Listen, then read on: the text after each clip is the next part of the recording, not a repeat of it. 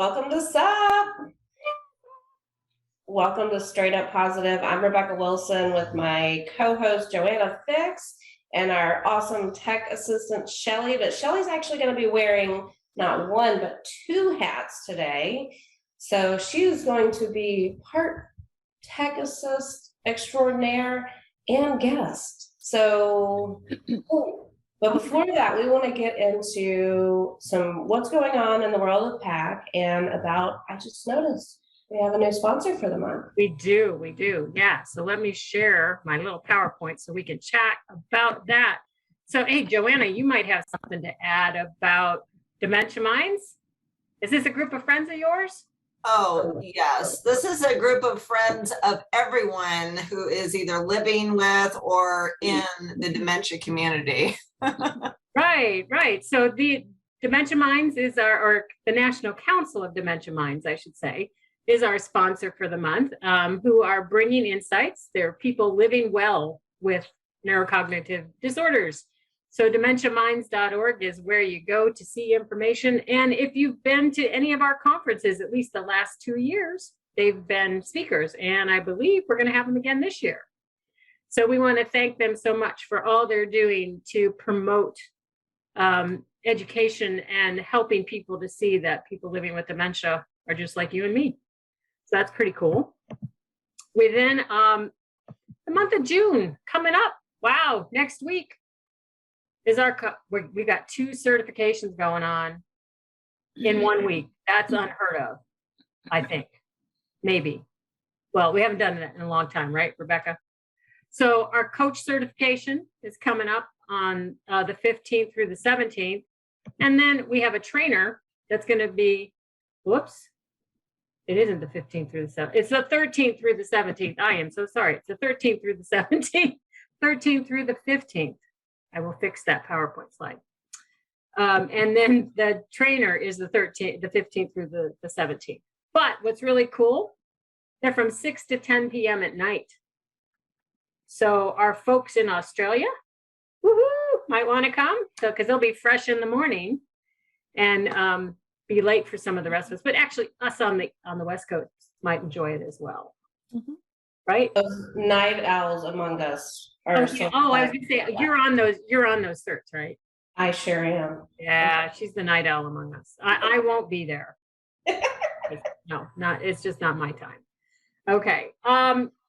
Last month we talked about the Amanda Mosier Scholarship, and I just wanted to let you know that we had, I want to say, close to 100 applications. Wow. So we are reviewing them right now, and they will be announced very soon. Because most of them, hopefully, are going to come in July to our next live certification in North Carolina. So there'll be some more stuff coming out about that in the next week or so. And then live in person. Yeah. Like, you mean we're actually going to be in the same room together? Yeah. Wow. I know. It's been so excited. I know. I'm excited. It's been 3 years, and I'm going to be there. Me too. Yay. So yeah, that's going to be exciting. And then the other thing I wanted to tell us about, of course, for our certified community, the next open door is going to be on the 17th of June. And this time it's going to be led by Amanda. And we're going to talk about, hey, I'm starting my own business. How can PAC support me as a certified person? So pretty interesting topic. And Amanda has some really cool ideas. So come and join us for that if you can. And I believe, always want to end with, check out the Next Champion courses. They just started this past Friday for the month of June. They're always on Friday from 10 to 2. 10 to noon. I never fix this. It's 10 to noon. It's not 4 hours, it's 2. You know what it is? I think it's because of my West Coast. I'm really having time zone problems this month. Well, Shelly, that doesn't really explain the fact that the slide still says May, but we're going to let that slide. Well, there's that too. Yeah, that's too, yeah. That's okay. I was having an emerald moment. What can I say? We are totally forgiving you. Thank you, because I did it in about 10 minutes. So I'll end it by saying, thank you for all that you guys do for us. And please continue to like, share, and follow us, because that's one of the best ways to help us help you promote us and what TEEP is trying to do in this world of dementia care. And with that, I will stop sharing my crazy stuff.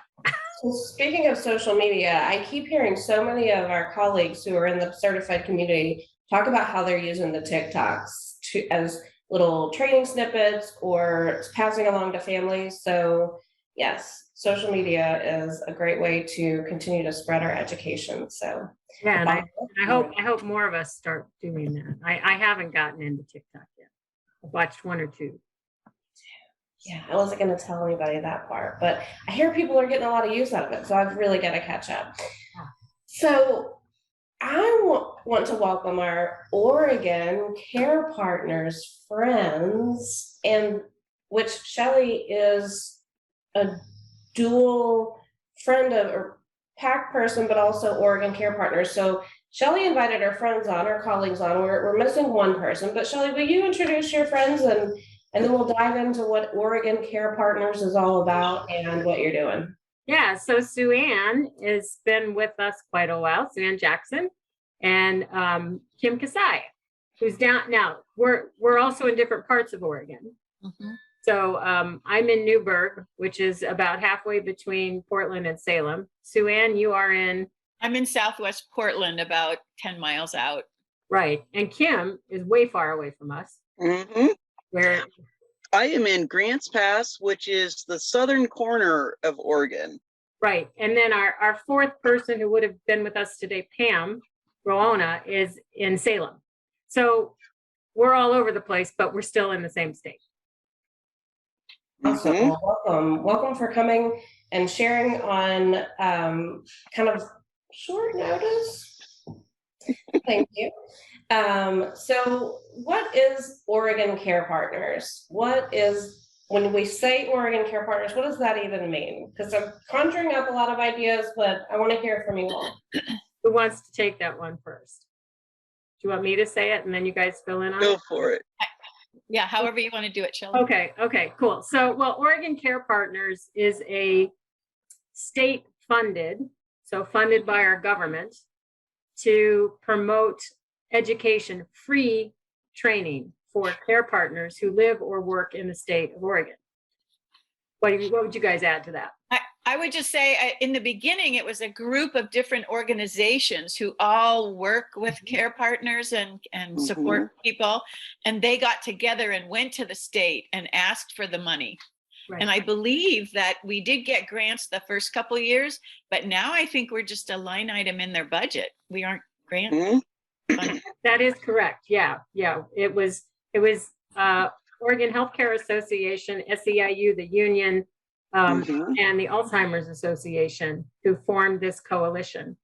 And I'm happy to say I was part of that creation of that. And Pam was the other person Pam wrote the grant that got us the money. So it's amazing that she's still with us as trainers. So, yeah. So when was that started? 2014 is when we started. So providing, you said some mission-wise, kind of providing education and support for families and professionals. That's correct. Yeah. Very cool. And people living with dementia too. Exactly. Fabulous. So I'm curious then, because you're spread out all over. So kind of what's the division of labor? What are your roles? What do you guys do with Oregon Care Partners? Well, we all train different things. There's only, I think, a few of us who are certified to do the PAC. I think there's 4 of us, but then we have other classes too. And so the roles are sort of split out geographically and then also by the classes that you train, it seems like. Yeah, when we first started, geography was really important, wasn't it? I traveled all over the place. Right. But yeah, some of us were willing to travel and some were not. But like, I wasn't willing to go all the way to Bend. I think I did once, but I go to the eastern part of the state. So yeah, it just depended. But Oregon Care Partners also paid to bring TEPA and TEPA's program to Oregon so that we could become certified Mhm. and then take it from there. Yeah. Back in the time of in-person, I covered 7 counties from, you know, the coast to Klamath Falls. And you know, just going all over the southern part of our state. Right. Yeah, but before you, Kim, I covered a lot. I was down in Grants Mhm. Pass and Medford and Ashland and Roseburg and Yeah, and Oh, yeah. and actually when we started, there were 7 PAC trainers, Mhm. 7 or 8, and it's now down to the 4 of us. yeah. Yep. And we can talk about why that is later.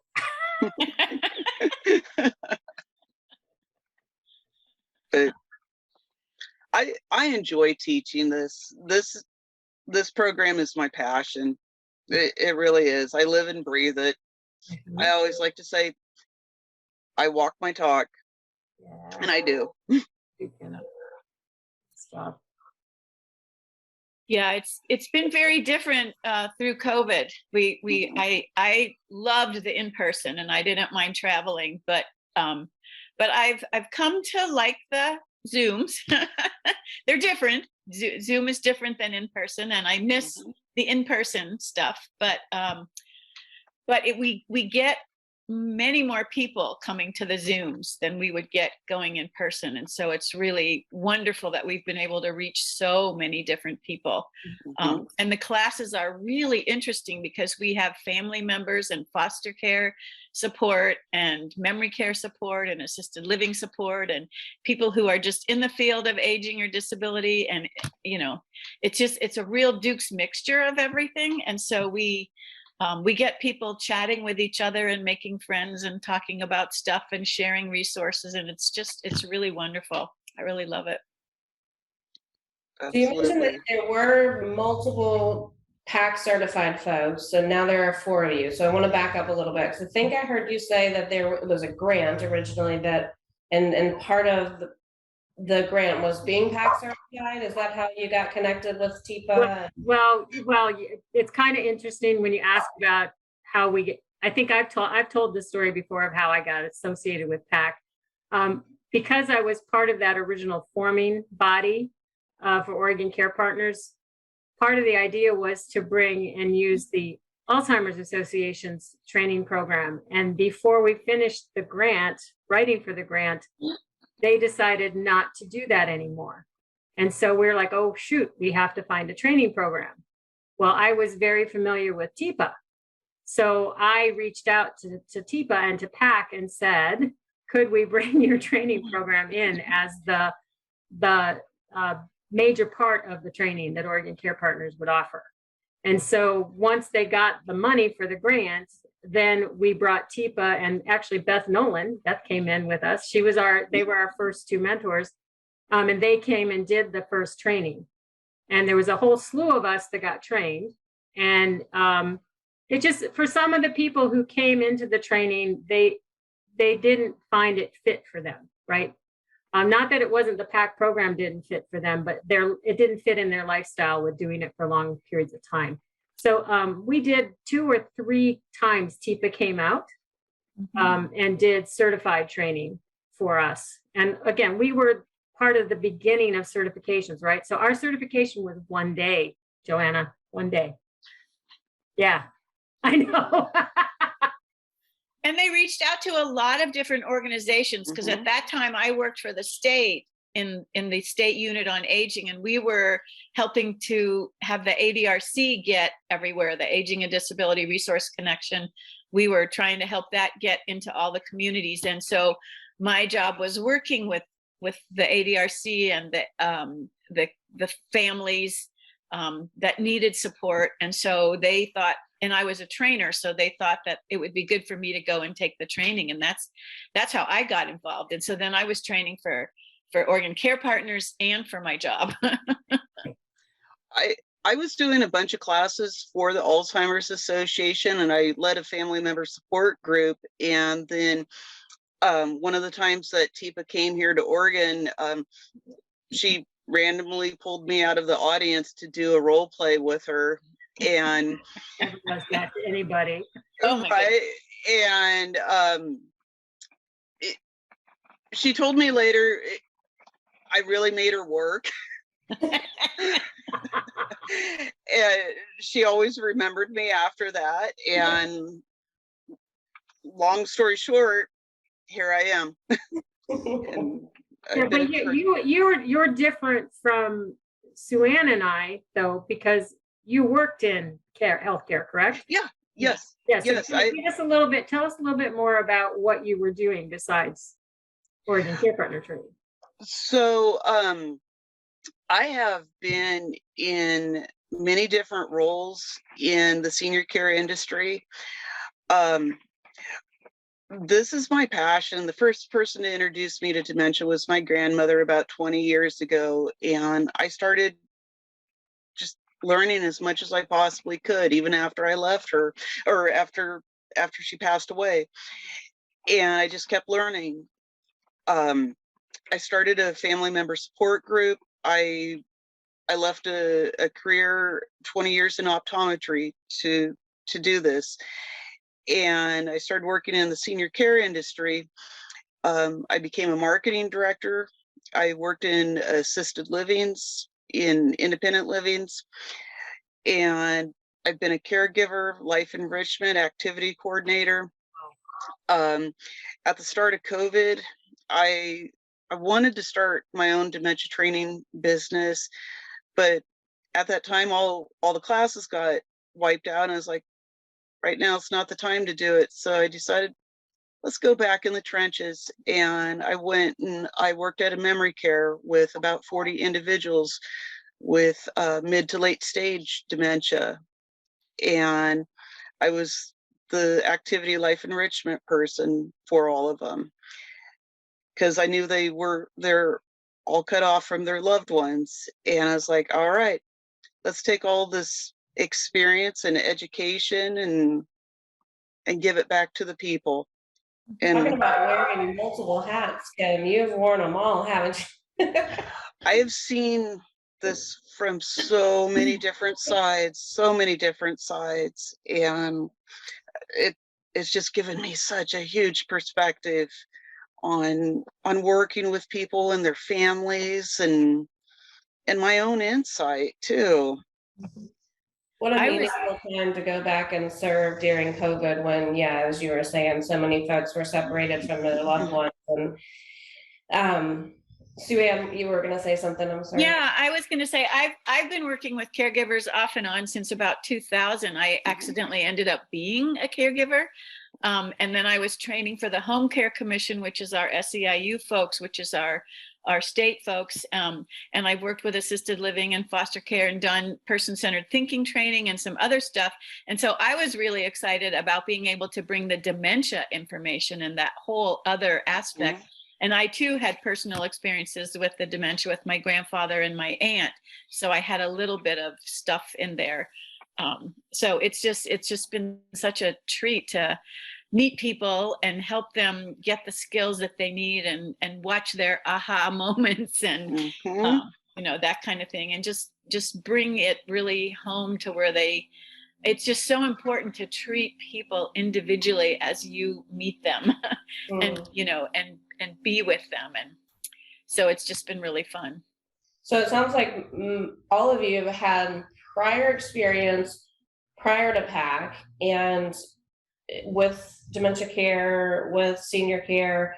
So I'm curious, because one of the Sue Ann, you were talking about ahas, and I think one of my favorite parts about having our certified community on Straight Up Positive is to share those clicks of what changed in your practice from before you were PAC certified to when you got PAC certified and what you're doing today. Like, what difference did positive approach to care, the SNOW approach, make in your practice? Kim, do you want to? Sure. First of all, going through the PAC program, it's made a bunch of differences. But for one example, I don't need to be right. You know, it's taught me I don't have to be right. Instead, stepping back and going, okay, I don't need to be right. And I can step back and figure out, is there a different approach that I need to take to this? Do I need to just let it go? Is there, a different way?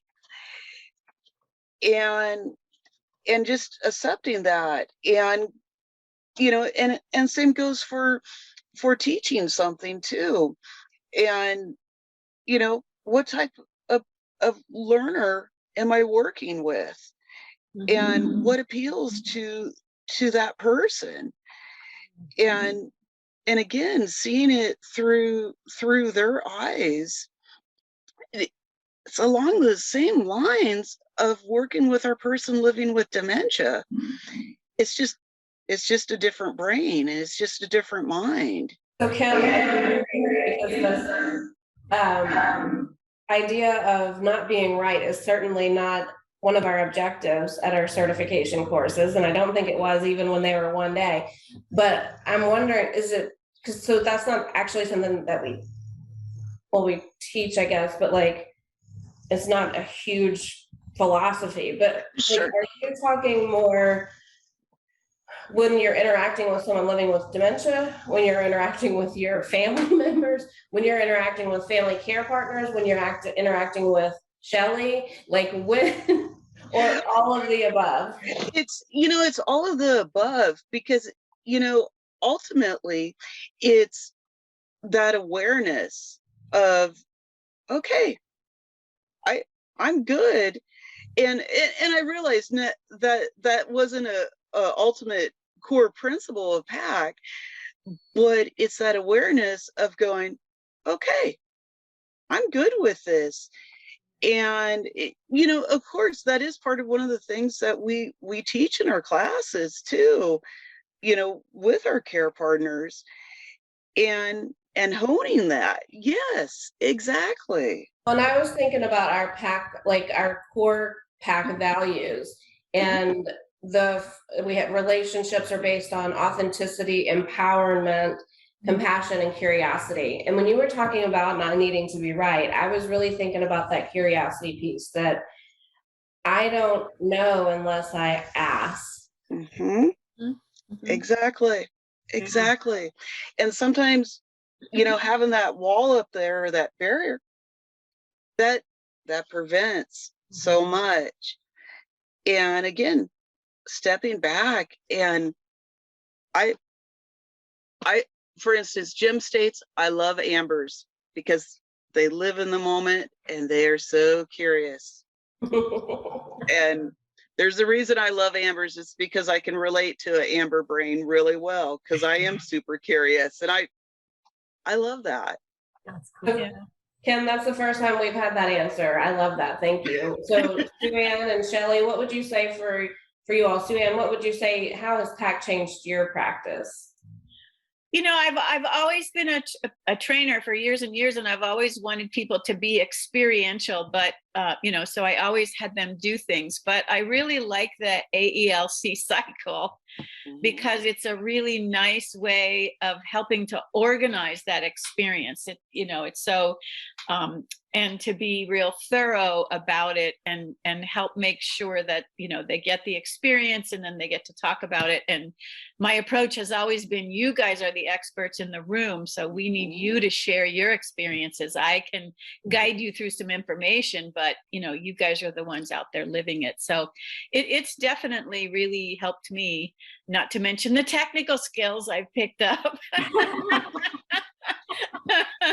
And the team teaching skills we've all picked up. Oh yeah, that is so much fun. We, in person, we were always out there on our own, but with Zoom, and we have this one all-day class, so we get to team teach, and it's been wonderful.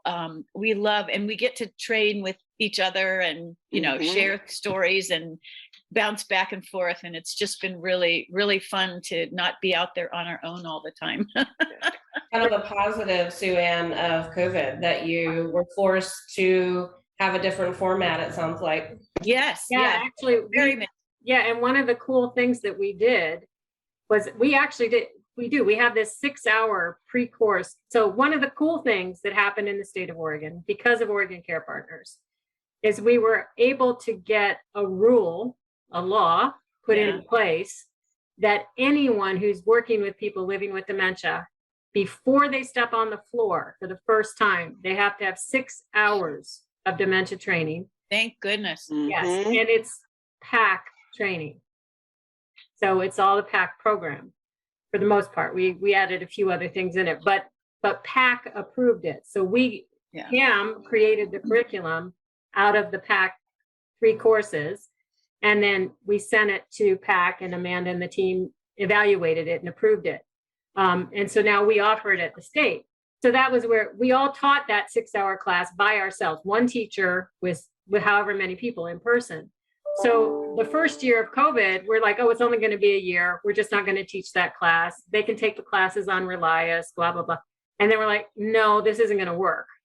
So the 4 of us got together and went through the entire course and redesigned it for Zoom. So how could you take the exercises that you had to do in person? How could you modify those? How could you use breakout rooms, and redesign the course? And then, of course, now we've started doing it. We also told the team at Oregon Care Partners, no way one person can teach a 6-hour class on Zoom. Right. It has to be 2 people, right? So now we team teach it, and every class is different, isn't it, guys? Yep, every single one. Every single class is different.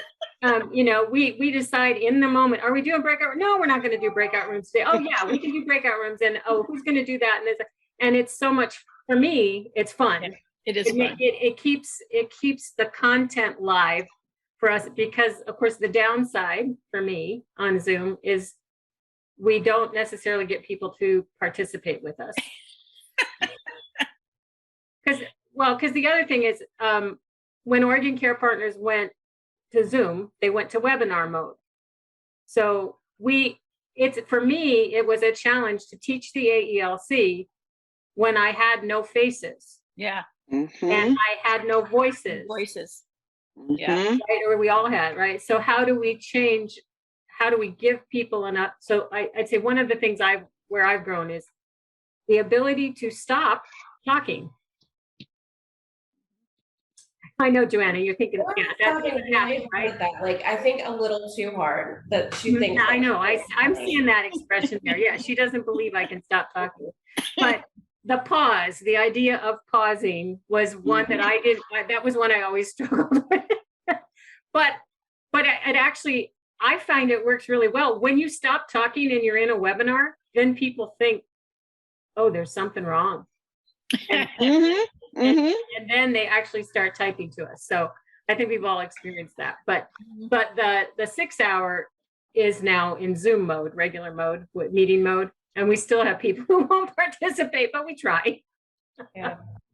So when you were talking about how no class is the same, even though it's the same content, yes, making me think about our certification courses. And Joanna knows, having visited and been a teacher on many of our certification courses this year, same thing. We have similar objectives, but it's going to look a little different from course to course for sure. And I think that it's so important to keep those skills fresh. And it sounds like you guys have done a lot of shifting and pivoting and going with the flow. How do you, because you're spread out, how do you keep this continuity within your organization? How do you keep your skills fresh as an organization moving forward? Well, we meet monthly. The group of us meet monthly, but on Zoom, and talk about what we're doing and how we're doing and what the classes are happening. And Shelly keeps us posted with, what's new at PAC. So we definitely communicate with each other and connect regularly. Yeah, and I mean that was always one of my dreams, was that for the certified community, the people who are local to a state, to a city, to a whatever, we're there. We should get together. And I have tried this for 3 years out here to get this going with all of the, because there are other trainers in the state. There are other certified people in the state of Oregon. We tried to do one with Washington and Oregon when Kathleen Landell was still with us, but she retired and she decided she didn't want to do stuff anymore. So that kind of fell apart. But so this group of the 4 of us have become really good friends and good colleagues, and we coach each other, and we're constantly learning. And to me, it's like, yay, one of my dreams has come true in a small level. I still have the dream now. I want to expand it out. So maybe we'll get this moving on to more people within the state of Oregon at some point. Well, speaking of dreams coming true, you talked about that this was originally a grant, but now it's a line item. I mean, that's huge. Yeah, that is huge. Yeah. It sounds like from a statewide perspective, this PAC teaching is really being accepted and welcomed and used. Would you say? Yeah, and like Sue-Ann mentioned before, it's more than just PAC. But I mean, the dementia training is PAC training. But we have people who teach medication management. We have a class on understanding behaviors as communication, and which again is PAC, but it's not PAC. We have trauma-informed care, which is an amazing class. Yeah. And then we have there are other trainers within Oregon Care Partners. The Oregon Care Partner team itself is like 4 people who run it and do all the logistics of it. And Angie Neal is amazing as the director. And then we're all contract trainers. Yeah. And I retired from the state, but I now volunteer for our local villages. I don't know if you guys know about the village movement, but it started in Boston 20 years ago, and it's about helping people age in place and stay in their homes, even if they don't have a support group, and it's all volunteer run. And so we give people rides, and we help them with their gardens, and we help them, with shopping and housework, and we have handymen who go, and we have tech support and all kinds of things. And so one of the things that I love is that I'm being able to expose so many more people to, because they all know that I came from the field of aging with the state. And so I get asked all the questions. I get to tell them about the aging and disability and talk to them about TIPA snow. And I've done some trainings for them on using some of the basics, and whenever anybody has a question we have 11 villages here in the metro area, and one out on the coast and one in Bend, and they all tell people to call me. So I'm like the resource person now. So I get to just really spread and share all over the place, even further than Oregon Care Partners. So it's awesome. Yeah. That's cool. So it sounds like as kind of as contractors, you all do something outside of Oregon Care Partners, like Shelly, using this hat example, you're all wearing lots of hats. Yes. And Kim is actually more than just a trainer. Yep. I'm also a coach. Yep. I'm a coach as well. Yep. And then I did start my own training and coaching business. I go into facilities, adult foster homes, home care agencies. I work with families. I've been helping a lot of different families just kind of troubleshoot and work on maybe their approaches and figuring out things and helping people make sense out of something that they didn't think made any sense.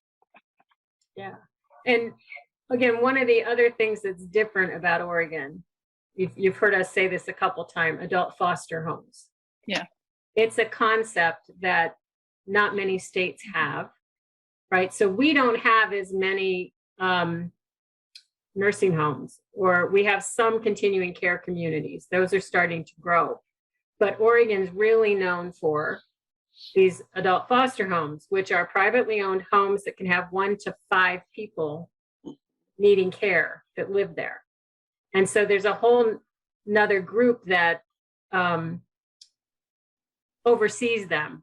But again, they are also encouraging their people to take courses with us, with Oregon Care Partners. And so what's also interesting in what I've seen in the last 5 years with Oregon Care Partners is these other organizations who used to create their own training programs are now realizing they've got one place to go. So they can send their people, because we have continuing education credits for all the stuff that's offered through us.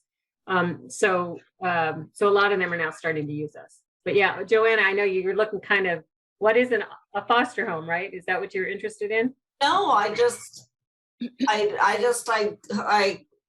hooked on to the word foster, and that's, I was thinking about my rescue dog who was in a foster situation, and not all foster situations are good. So when you find a good one, you gotta count your lucky stars. Yeah, and that's very true here too. There are some foster homes that are not as good as others. But the ones that we can get into our training programs and get them in soon enough, they start to recognize it. Well, and I think it's really great that we have, we do the webinars, you guys have conversations with people where, families can just join on and talk about things. We have over 100 classes online that people can go into and do at their own pace, at their own time, all about caregiving and dementia. And so we have lots of different methods and ways to share with people the things that we do. And it's really helpful. We've not been able to get any standardized training for people other than this dementia. Right.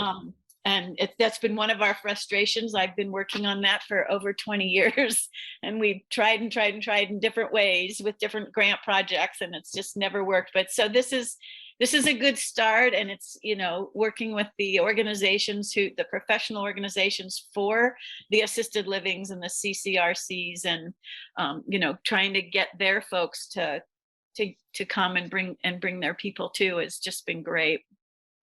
So I appreciate, Shelly, you bringing that concept to light, because it's neat when we hear from different people around the world what's kind of commonplace. In my part of the country, the adult foster homes aren't as common. So I want to just kind of dig into that a little bit more.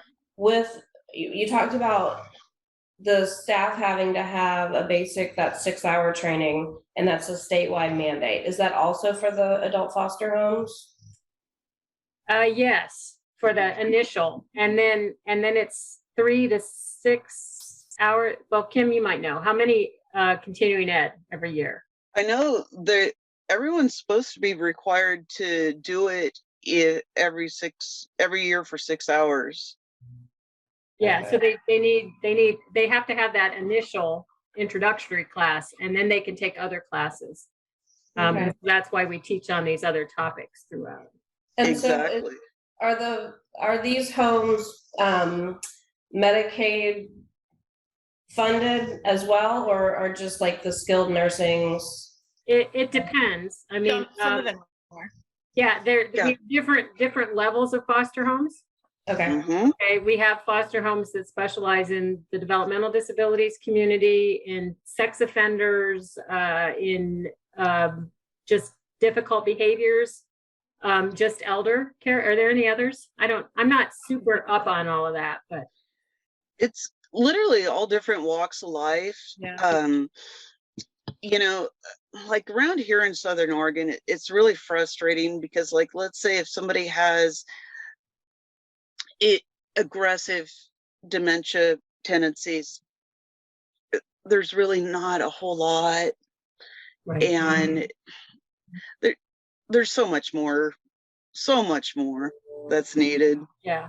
And I'd say some of the rural areas have it a little harder than the cities here. Well, and Kim, you just led me beautifully into the next question, which was going to be so there are great things that are happening. What do you hope to do next? What are next steps for you guys with Oregon Care Partners, or just kind of as a statewide initiative? And Suzanne's been working, she said, for 20 years on things, but so what do you hope to see happen next? Well, for me, I want to get into more places and work with more care partners on that one-on-one basis in that setting. I think that's phenomenal that they get this as that pre-service training, but I also know from working inside those trenches, they need more. They need a lot more, because, you know, it's not a one size fit all. We're working with individuals, and each individual is an individual. And some care partners, they need a little bit extra.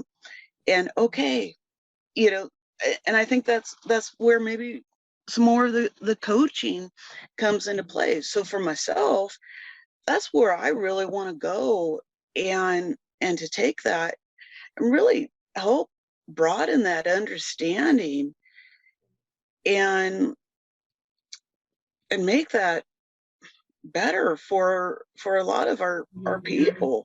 They deserve it. They deserve better. Yeah. Yeah, I have been working for so many years. I would like to have caregivers and people who are support partners recognized more. You know, we don't pay them enough. They're not seen as professionals. People don't think they need a lot of training. They think anybody can do it. And so I've been working for a long time on career paths and helping people, just in general, people who are support partners to do that. I saw one of Joanna's questions was, you know, how has that affected my personal life? And I definitely have a care plan after working in this field and seeing people. And my son did not want to talk to me about it. You know, he didn't want to go there because we don't have to. And I said, that's the problem. That was the whole thing with getting the options counselors out there for the Aging and Disability Resource Connections, is people don't make these decisions until they're in crisis, and you've already lost so many options by then. So really getting people to start thinking about it and talking about it. I was thrilled that my doctor had a special, it's like an advanced directive. It's like, you know, if you end up with dementia and can't make decisions, what do you want to do? And they had a special 4 pages.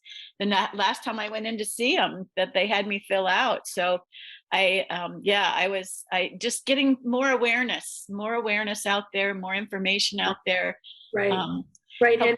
And that's what I think what Oregon Care Partners has done.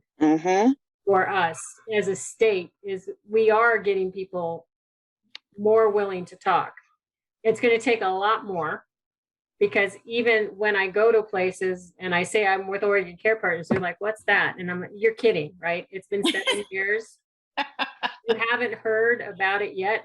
Yeah. So, but also if it's not on someone's radar, if care partnering is not on their radar, if they're not worried about themselves, they're not going to hear that.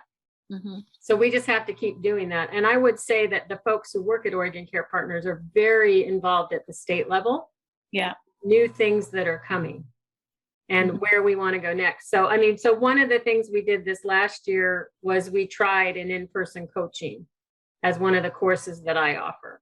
And I had 5 people at the first class. So we'll see. And I'm hoping Kim's going to be able to take that this year and move that around down in Southern Oregon, because that has to be done in person. You know, the awareness stuff that we teach is for PAC, and some of the champion stuff that we do does work a little bit in the virtual. As we know, we've all been able to do it, but to really get someone to practice and practice and practice, we all know we have to do it over and over and over again.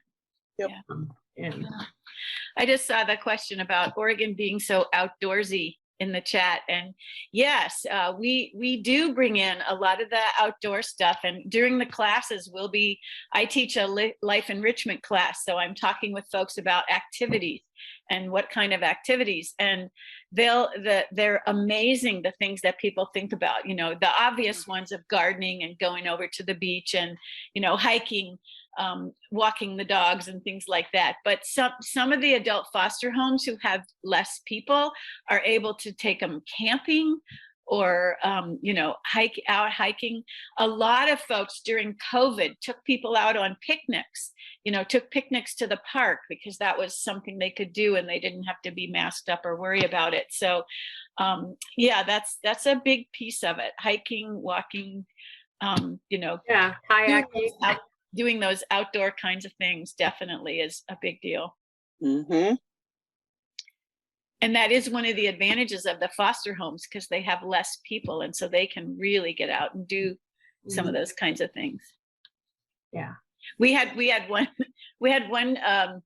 group from the local Portland metro area who took their folks. There's an indoor skydiving place over by one of our malls, and they took some of their folks, wanted to go do indoor skydiving.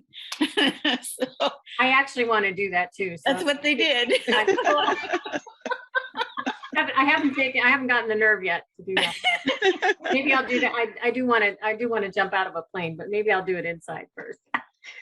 You're never too old. A good friend of mine, she was 84 when she jumped out of an airplane for the first time.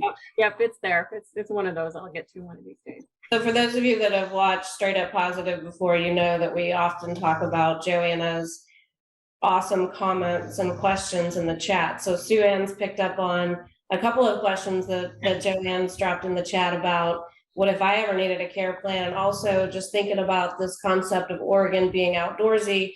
And so I'm curious, Joanna, thinking more about that question about Oregon being outdoorsy, and you said, I'm curious how that environment and history for your residents impacts your approach. So kind of broadening out from that question a little bit, what's behind that question? Because I sense there's a little bit behind that question of really tapping into who people are. So what is that question? Where does that come from for you? For me, I live in Colorado, so we got a lot of outdoor things, that a lot of moments outdoors that's very special. We've got dogs. We have a park right across from us, and that just taking the dogs for walks and just taking myself for a walk, it actually meets so many needs. And a few years ago, I met a lady out there. She was sitting barefoot, and I asked her what she was doing because she was probably, I don't know, 70, and she said she was grounding. Yeah. And she taught me about grounding, which I thought was really weird and cool, and something that I could really wrap my brain around, that didn't really involve a whole lot, right? You just get out there, take your shoes off, sit in the grass, and I was just thinking about all of the things that the moments that make up, my husband's and my life here. I'm still at home. I plan on being at home for as long as possible, but I get to socialize. If I see one other person out there in the park, I get to be outside. I get to exercise. There's so many things that are filling me, and I think that I'd have a hard time if that was a restriction. And it just really is exciting that that's something that you consider, is where is a person coming from? What was their life like before they had it kind of ratcheted down to what they have available to them now? And I just really like what I've heard from both of you about, or at least I assumed this. I kind of put it in the chat that PAC to me is a living organism. I love PAC. I love being part of it, and it's constantly changing, and you're never really done, because if you're breathing and you're talking to other people, you're learning new skills. So I just really appreciate Kim and Sue Ann being here and sharing that. And so that's where that was coming from with that. That's cool. That's cool that you say that, Joanna, because being an East Coaster and moving to Oregon, I had never heard of grounding. Ever. Until I got here. And you know. Like you thought it meant go to your room, Shelly. Yeah, that's exactly. Girl. That's the only time I ever was grounded was out. Yeah. I know. I thought that too. But you saw both Kim and Sue Ann are like, Yeah. Yeah. That's a very Oregonian thing. Yeah. Well, Or it walking doesn't- on the beach, barefoot too, no matter what time of Mhm. year is also very grounding. And that doesn't require, to me, that doesn't require a lot of planning, a lot of gathering of extra people. It's like, let's go out in the grass and take your shoes off. Mhm. That Exactly. might not be super exciting for a lot of people, but that fills a lot of needs for me. I like it. Oh. You know, I learned a long time ago, the first assisted living I worked at, and sometimes the deer would walk by the windows, and the people living there would get so excited about that. And it really hit home to me. You know, something that most of us take as common every day, maybe it's not that big of a deal. It is a big deal. It is. Yeah. It really is. Mhm. And it's like, okay, this is really cool. And Yeah. you share in that moment and you delight in that moment too, Mhm. you know, and you savor that and you enjoy it too. It's not just scenery, because it's Mhm. now you'd really do see or feel or are exposed to everything going on. Mhm. And well, Cool. it's something. And Joanna, for your other question, in my care plan, one of the very first things that is going to be written in it is Kim Kasaya will always have a bottle of Coca-Cola. Oh my gosh. Always. See, mine's Dr. Pepper Oh, Nice. I love Next Dr. guy Pepper. is Dr. Pepper. with Jen. So one of the things that I love, Joanna, about having you here is the perspective that you bring from the side of, I have this diagnosis and I'm living with brain change, and you always drive home, and I appreciate this so much, that whoever's here hears from you and our audience hears from you that I am Joanna. Right, with a side of Alzheimer's, because I didn't have it from birth. Only had it for 6 years. So yeah, I think that not everybody came into the world, nobody did, with a dementia diagnosis. So I really appreciate Sue Ann and Kim acknowledging that with their folks as well. Yeah. It's not a conversation people like to have, but it's really important to do it before you get there. Mhm. Right. Right. So important. And there are aging and disability resource connections, ADRCs, in every state. And they have people called options counselors who are trained to help families have these conversations about, you know, what are the person's needs and what can we help connect them with, and they're free. They're free. So I always try to get people to take advantage of that. Mhm. Thank you for bringing that to light. Well, Shelly, because you have insider information working with Oregon Care Partners, I'm curious if there's anything before we wrap that you want to bring to light about this awesome group, because this is all about shining a light on. Yeah, well, the other piece I actually want to shine the light on Oregon is that we have a state law that person-centered care is a requirement. Yeah. Mhm. And we start every one of our training classes with that, because people are like, when I say to them, we're one of the only states in the country that has this, they're like, what? Because they don't realize how special this state is when it comes to, I mean, we're behind in a lot of different ways. We have a lot of other things, but that was the center point, that having that law is what helped make this training program possible. Mhm. And I do know that they've now asked Oregon Care Partners to do even more training. So in the next couple of years, we might be expanding into other areas and outside of traditional care partnering roles, potentially. because the state has seen how effective this program is. I mean, we've trained thousands of people in the last 7 years.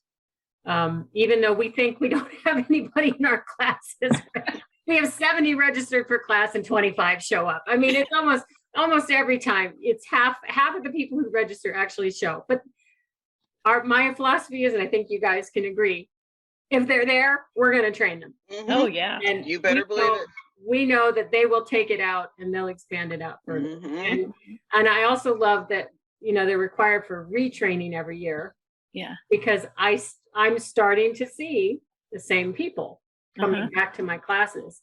And even though it's the same material, they now have that basic awareness level that they're now willing to work up to knowledge and skilled. And, And it's really good that we have several different trainers, because people can take the class more than once, but it'll be coming from a different perspective since we all have such different backgrounds. So it's never exactly the same.